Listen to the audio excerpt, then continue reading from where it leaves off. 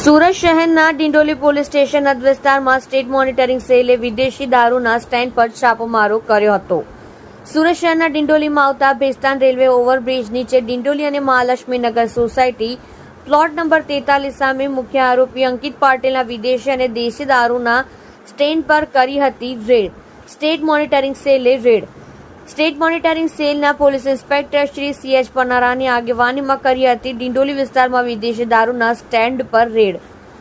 સુરતના ડિંડોલી વિસ્તારમાં state monitoring સેલના રેડમાં 565 વિદેશી દારૂની બોટલ જેની કિંમત 56,500 સાથે 4 મોબાઈલ ફોન જેની કિંમત 25,000ની સાથે રોકડ રકમ 11,800 સાથે 2 વાહન જેની કિંમત 50,000 સાથે અન્ય મુદ્દામાલ બેટરી, ઇન્વર્ટર, ફોકસ લાઇટ કિંમત 9,000 સાથે કુલ 1,52,300 રૂપિયાનો ઘટના સ્થળથી કબજે કરવામાં આવ્યો હતો.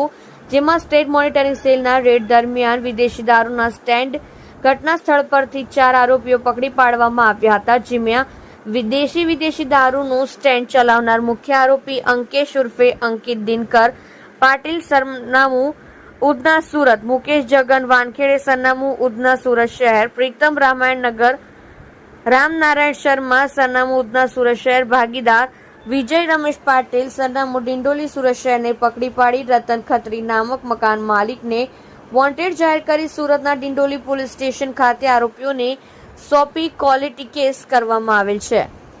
તમે જોઈ રહ્યા છો KP ન્યૂઝ ચેનલ રાહિલ શેખની સાથે.